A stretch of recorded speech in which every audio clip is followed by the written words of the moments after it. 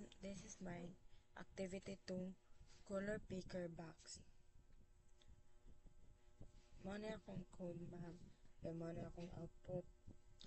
First, mako'y function app, cons, color, set color, and use state. Kaling use state, ma'am. Ibaling, mo na siya ang color there sa kuan. Ibaling mo na ang magamit if mag-change ka color, ma-save dari. Then kaning set color and color. Then kaning cons handle change event, set color, event target, and value.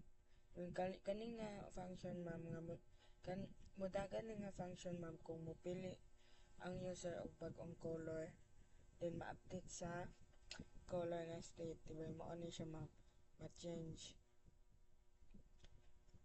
Then na ako return div style, text align, center, margin top, input type color. Diba kaning kuan ma input type color, dibaling mo ni itong kuan ma pag mong i-click in mag select a color ka, mao po lang iyang mong gawas there kung sa mo i-click nga color, then mao ang mo gawas there nga kuan kung sa tayo mo napili. Then na ako'y value on change, handle change, and style, width, and height. Then div style,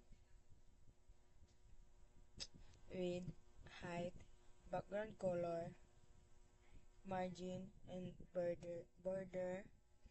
Sabihin, kanin ma'am, there nga part, kaning background color, mo na siya pag sample, nakadepende kung sa'yo pili sa user nga color, then mausap ang kung sample unsay mo ni nga color, then kung unsay mapili sa user nga color like in ani, then mausab ang iyang dari nga output. Then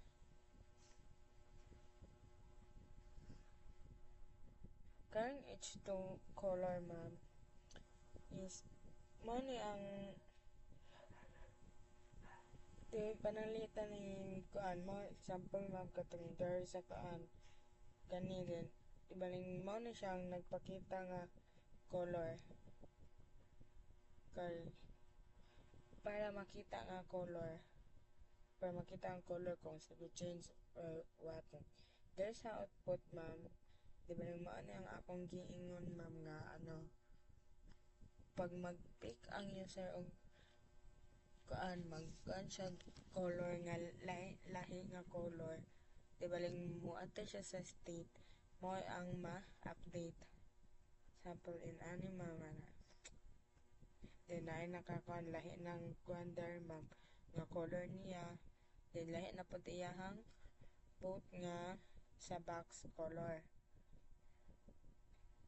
Then like in ani, ma'am, mag-change ko color blue, lahi na pud iyahang kuan, napod ko there, ma'am, nga hex nga magawas kung sa nga color.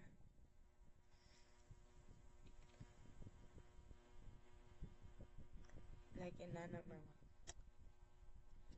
So mara na, ma'am, thank you.